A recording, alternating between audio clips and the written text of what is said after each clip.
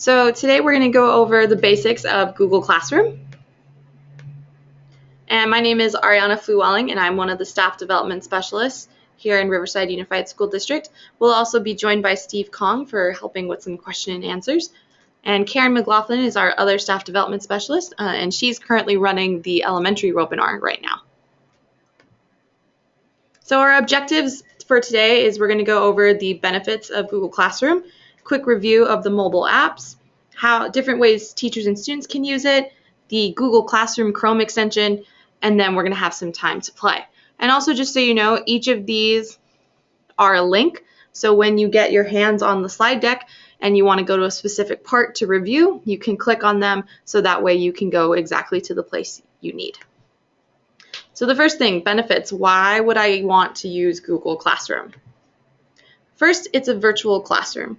It's a place where you can host your content so that way your students can interact with it from anywhere they have a Wi-Fi connection. It's also great because it helps you be paperless. And it works in tandem with Google Drive seamlessly. It can help you facilitate the flipped learning model or the blended learning model. Now, some people, we often get the question, why would I use Google Classroom if I'm already using Haiku?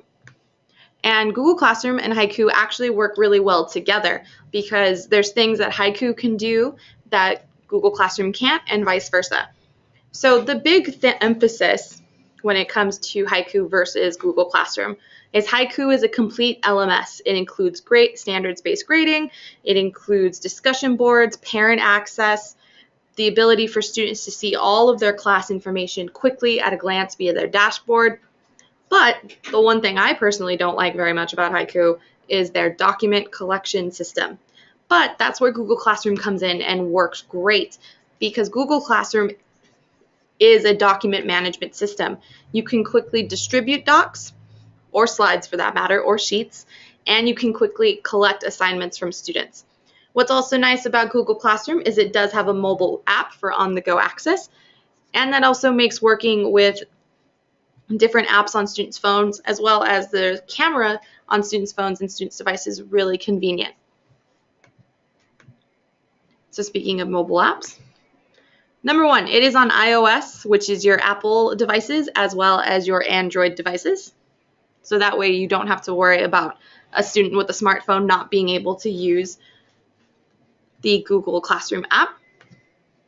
And then you also have access to the camera. So we'll go ahead and take a look at this quick video.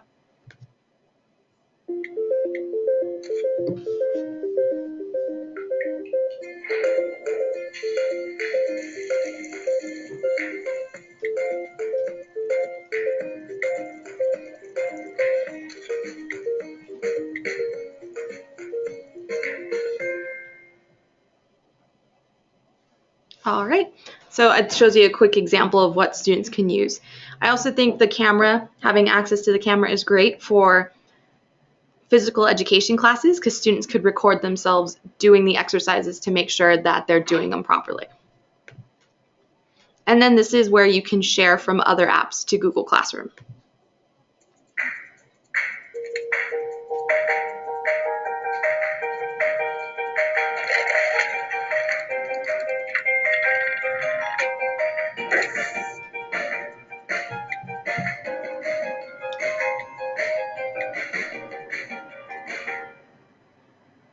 And what I really like about this is it's all done with very few clicks. So teachers and students, how do they work together? So students can use the functionality of any Google product to communicate with their teacher in Google Classroom. What's also nice is students can ask questions, discuss a topic, and they can also provide feedback. Teachers, what I personally love about this is they can create, assign, and grade student work. You can share YouTube videos, have formative assessments, all kinds of fantastic things. Pretty much if you can make it in your Google Drive, you can quickly and easily share it with all your students and have all of your students get their own copy instead of having them make a copy on their own. So the Google Classroom Chrome extension. So we'll watch this quick video to see exactly how it works.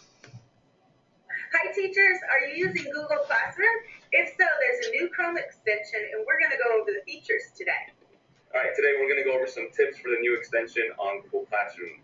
If you've ever been in the middle of a lecture and wanted to push out a website or a video or a resource directly to your students without having to give them the link or the website, this is a really powerful tool to do that. There are some things to consider though, especially if those kids are not in your classes, so we're going to go over that in our screencast today. Once you're logged into your RUSD Learns account, go ahead and open up a new browser using Google Chrome and head to the Chrome Web Store. Let's go into the search bar, type in Share to Classroom. We have a few options. Share to Classroom is an extension, not the app. So let's go down to Extensions, click the blue button to add to Chrome. We get a pop-up to confirm that we are adding the extension. Let's go ahead and add it. And it now comes up in our browser. From here, if you click on the extension, you're presented with a list of classes that you teach, as well as classes that you are enrolled in as a student. You can click Open Classroom. It will open up a new tab and take you directly into Google Classroom. The new feature in Share to Classroom is the ability to push websites directly out to students' browsers. Let's go ahead and look up a YouTube video on dinosaurs. Let's click the video. Let's say in the middle of your lesson, you want every student to view this video. Students have headphones and they will be viewing it on their own. Instead of giving students a link to this video or giving them the URL, what you can do is click on the extension, click on the class that you want to push this out to, and then click Push. When you push this out to students, as long as students are logged in and have the extension added to their Chrome browsers, this web page will open up on every single device in your classroom. You are not limited to videos. You can also use web resources. So let's stick with dinosaurs and pretend that this is a resource page that you want every student to take some notes on. You just go back up to the extension, click the extension, push to students, click push, and every student's device will have a browser pop up directly on this page. The extension also has some other cool features. If you click the down arrow, you can make an announcement or create an assignment. If I make an announcement or an assignment, students will have a notification that pops up in the upper right corner where their extension is. It won't actually take them into Google Classroom. If they click on the notification, it will direct them to Google Classroom.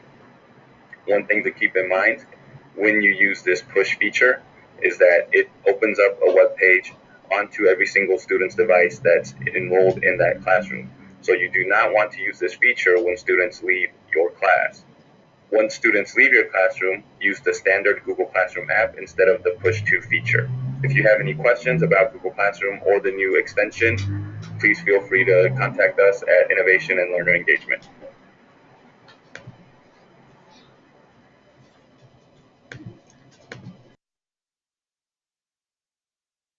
All right, so now we're going to go ahead and take a look at some more features of Google Classroom.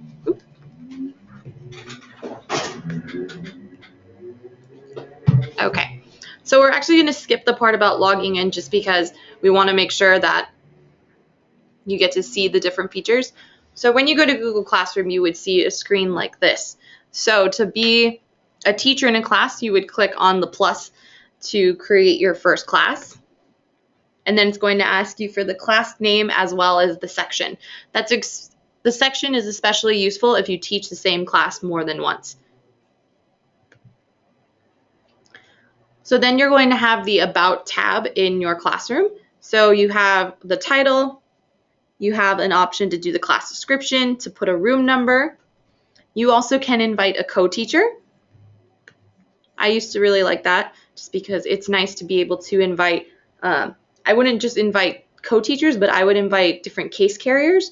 So that way, if I had students that were with a certain special ed case carrier, I would invite them to my class so that way they could see everything that the student sees without having to email me or ask me specifically about something. They would just be able to see the stream just as I do.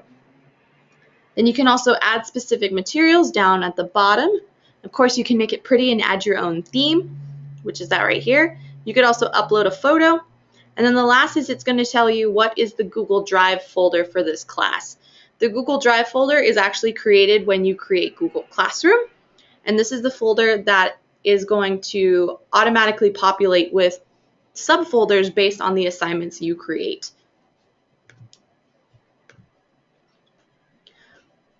So the easiest way to add students to your class is to invite them using a code. So on the left-hand side, you have the invite button, and then it gives the code. And then that way, when the students go back to this page, they have the option to join a class instead of create a class, and they would put in your code.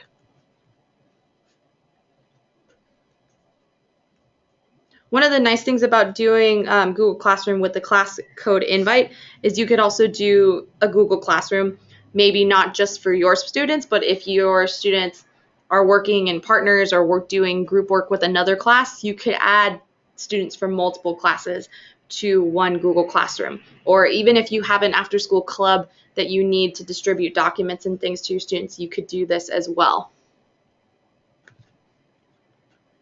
So one of the important things is to make sure that you set student comment rules. I'll give you a second to go ahead and take a look at that.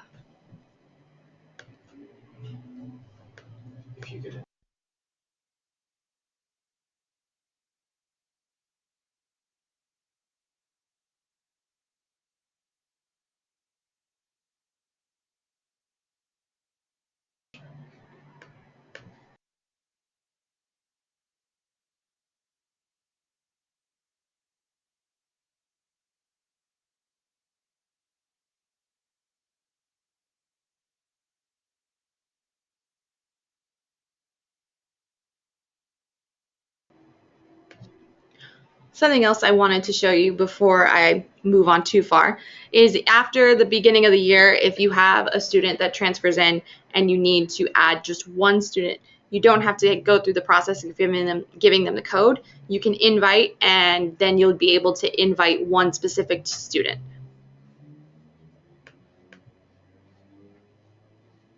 Okay. So we're going to focus on the stream. So the stream tab is where all of the content is going to go. So if you use Facebook or Twitter, you have your stream where you see what people are posting. So that is kind of a similar function of what works in Google Classroom. So as you create posts, whether they be announcements, which are just that, they're just blurbs of text that are an announcement, or you create assignments, which are things that students are actually going to be interacting with, they'll all show up in the stream. Just so you know, when you put things in the stream, they go in a chronological order from when you posted them. You can bump things back up to the top of your stream, but you can't manually drag and drop items to be in the order you want them to be. And to create something, you would click on the plus in the bottom right-hand corner. So creating an assignment. After you clicked on the plus and selected assignment, it's going to ask you what is the title of your assignment, is there any description, when is the assignment due, and then you also have the option to attach something from your hard drive, attach something from your Google Drive, add a YouTube video, add a link. And you also have the ability of what classes you would like to add it to. And right here, this is just a close-up of the date and time. Just kind of something I would like to do is sometimes adding the time can seem like, oh, I don't need to add the time. But if I wanted something due at the end of first period, not at the end of third period, I would go in and put the time. So that way I'd know, oh, this student finished it 2 class periods later. And right here, this is showing how, of course, you can attach something from your Google Drive. So now it shows you a quick preview of the Google Drive, and it gives you 3 different options. First, students can view the file, which means they just look at it. Students can edit the file, and then last but not least, students make a copy for each student. So if this is an interactive worksheet, if this is a prompt for an essay, things like that, I always default to make a copy for each student, because then that way the students have their own place to do their thinking and their work. And then right here in this drop down, it's asking which classes I'd like to add it. So there was one year that I taught freshman English all day long. So what I would do is I would click every single one of these boxes for every period of freshman English. So that way I wouldn't have to go back into every individual class period and do it over and over again, because nobody wants to do that. So here's a quick tip. When you are naming your assignments, number them and start them with 001. That way, when students are working on their assignments and when the folder is created for you and for the students' work, you'll quickly be able to see which assignment you did first, second, and third. Otherwise, on the Google Drive side of things, it's going to be in alphabetical order. So the numbers help you keep things in chronological order. So it's also good as in the beginning to put explicit directions on how the students need to interact with your assignment or document, just to get them started. After they've done it a couple of times, they're able to do it without these explicit instructions, but it's just a good idea to give it to them in the beginning. Okay, so here's what the student view looks like. So it has the assignment, it has the name of the project, it has the description, it has the Google Sheet, in this case, down at the bottom. And then since this assignment is late, it's been tagged as late with the little red exclamation point, and the student has the option to open the assignment by clicking open.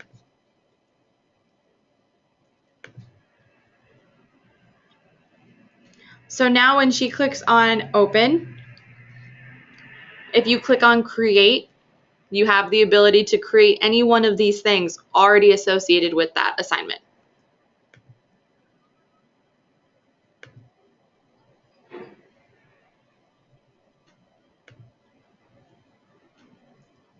So when you go to turn in your work, it's going to show you the two different attachments that you have, or the students have, and then it gives the students an opportunity to type something in, and then they have the blue turn in button.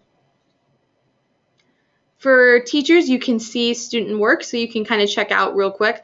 One kid did something, two kids did not, and it'll show you who did not. It also gives you the ability to see who is done, and you can go ahead and click on add a grade. So you can go ahead and assign grades for students. You can also create a question. So when you create a question, you can see and reply, let students see and reply to each other's answers, and you can also let them edit their answers if you want.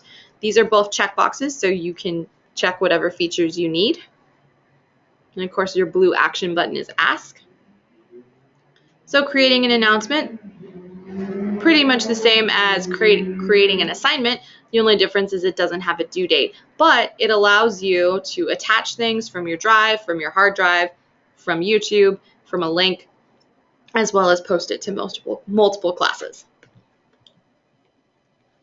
So something that is definitely useful is if this assignment is now buried very, very far below other assignments, you can click on it and move it to the top of the stream. So this is one of those events where you're posting a lot of things, there's a lot of interaction, and this just gets lost. But you need students to see it again. You can move it to the top so that way it's easier for them to see. You can also reuse a post.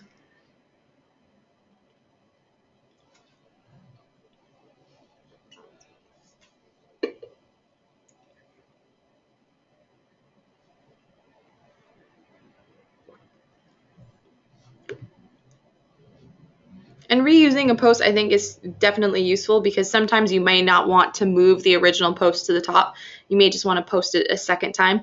Or if you accidentally post it in the in one class without posting it in all of your classes, you can use the repost function to add it to your other classes after the fact.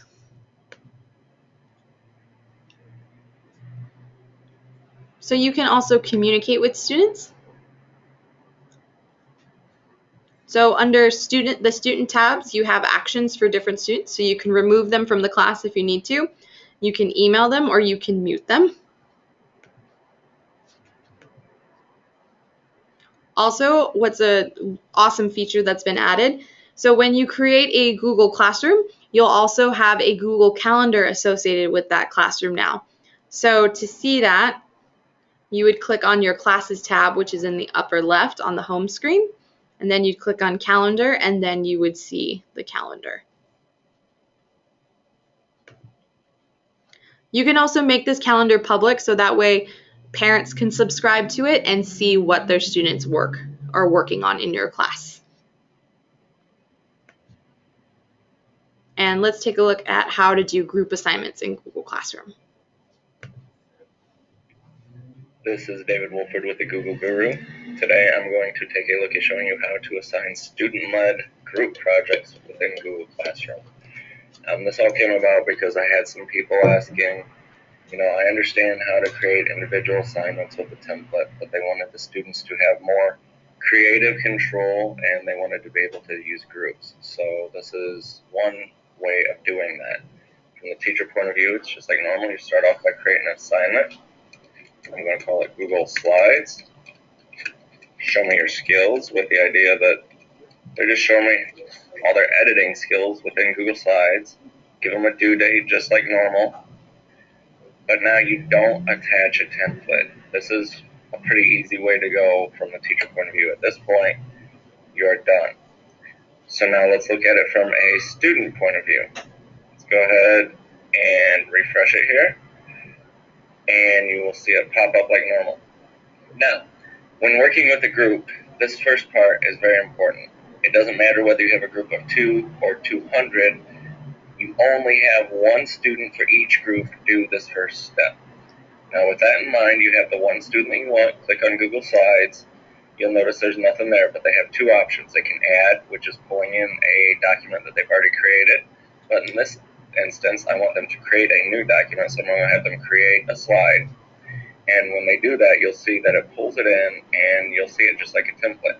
So now that student can go ahead and click on it, and it opens up the Google Slides presentation, and then they can use the share settings from right within here to go ahead and share it with whoever else is in their group.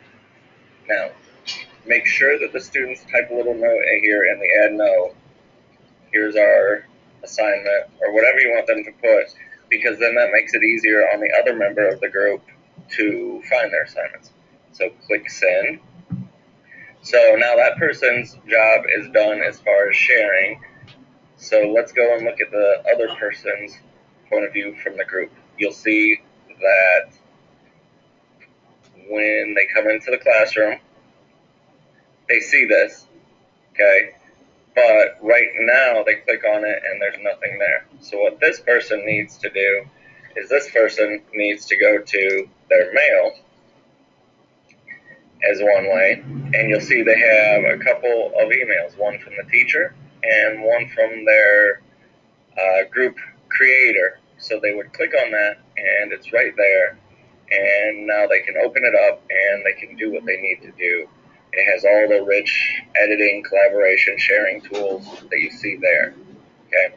If they really wanted to get to it another way, they could come into their Drive area, and since it was shared with them, click on the shared with me, and it'll be there. Okay. So there's a couple different ways they can get to it. Now they have their time, they do what they need to do, and they're ready to turn it in. So from the student's point of view that had it shared with them, they're not going to have anything to turn in because they didn't create it. So all they need to do is go back to the classroom and mark is done. That way they don't have all those reminders popping up saying it's late, it's late, it's late. Have them mark it as done. The student that actually created it will then need to come in here I'll get to the right one here for you. Go back, and when it's done, then they can click turn in. It'll say, you ready to turn in? You say yes. And now the grading process and everything is the same from the teacher point of view. Now just remember the few key points that only one person creates it, they share it out, and then the ones that created it can turn it in, but make sure and have the other students go in and mark as done. That way you and them are not both getting those annoying notifications. If you have any questions or comments, please feel free to leave them in the notes. Thank you. One thing that I would add to this video is, if I'm going to go ahead and go back a little bit so you can kind of see the screen. Where is it? Where the student turns it in. So right here where the student that had the item shared with them, what I would do just for my own sanity, I would say if you were not the creator of the doc, you were a participant on the doc, in the comment section, I would say put the name of the person who is your team lead. So that way when I'm going through and grading, I know, oh, okay, so this person worked with Arturo. What grade did I give on Arturo's assignment? Okay, this is what I need to do for the student as well. So I would just add that in just as an extra help for me, but that's just because I'm forgetful and I would forget which students are working with who. And then we have some new Google Classroom features from December of 2015. So take a look at these. This is David Wolford with the Google Guru. Today I'm going to take you through 3 updates that Google Classroom has added as of about the middle of December. So let's go ahead and get started. All these updates are in the assignment grading screen. So go ahead and click into an assignment you've done. The first thing that you can change is how you sort students in your view over here. You have done and not done, but if you click the sort status, you can also sort by last name, and it takes away done or not done and keeps it more in the same order that your student information system might be in. The second update is that when you go to return an assignment, let's go ahead and click on one to return. And she hasn't done it yet, but that's okay. The second update is you have the option to add a private comment.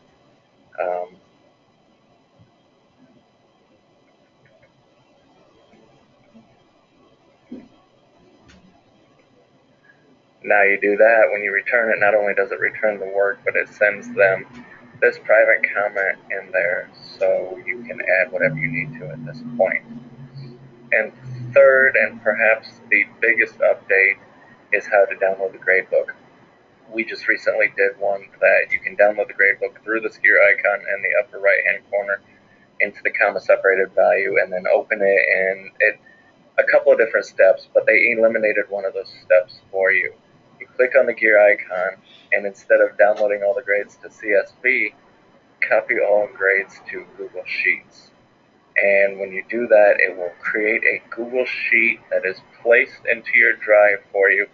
And as you can see, it's got this nice, neat, clean format, so you can see through it. It gives you their average, it gives the name of the assignment, what your directions were, and everything.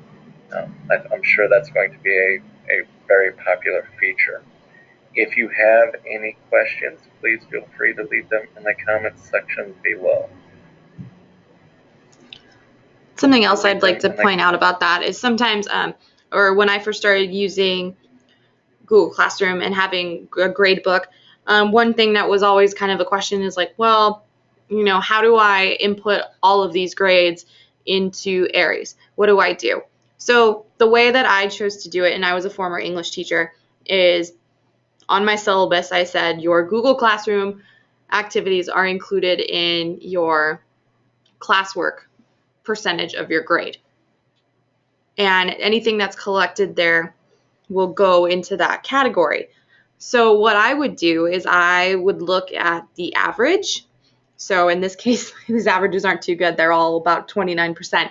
But what I would have done is I would say, okay, there are 500 points of work available in Google Classroom. And at the end of the first grading quarter, I would say Google Classroom work quarter 1. And I would put however many points the students got out of 500. That's just what worked best for me.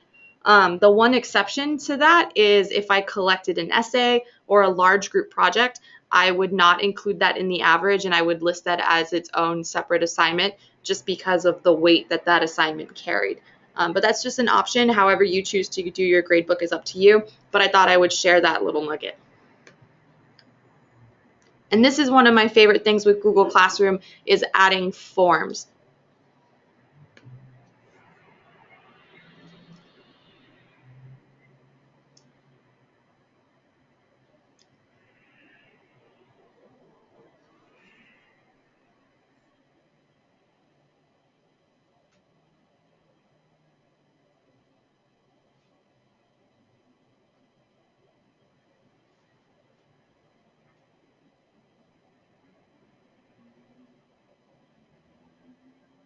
So it's a pretty quick little video explanation, but it works great. So in this section is a bunch of student tutorial videos. So these are things that students can watch. So that way students know how to interact with Google Classroom. So these ones aren't teacher focused, these are student focused. So what I'm going to do right now is I'm actually going to transfer us over to our Haiku class.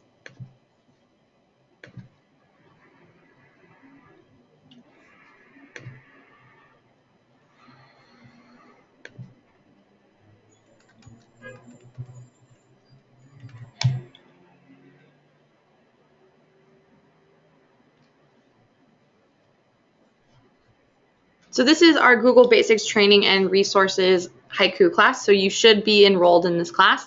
And in fact, just as a reminder, if you do not remember where it is, if you are in your My Portal, there's this little Extras tab next to Classes. And when you click on that, it may be your only option, but there's the Google Basics Training and Resource class. So this, of course, has all of our resources from all of our trainings that we've done so far. When I click on Google Classroom, there is the slide deck that we're currently using, as well as a Google Classroom quick guide. So it goes through and it shows you in a more visual way where all the different buttons are and what different things do. There is also an interactive module that you can go through.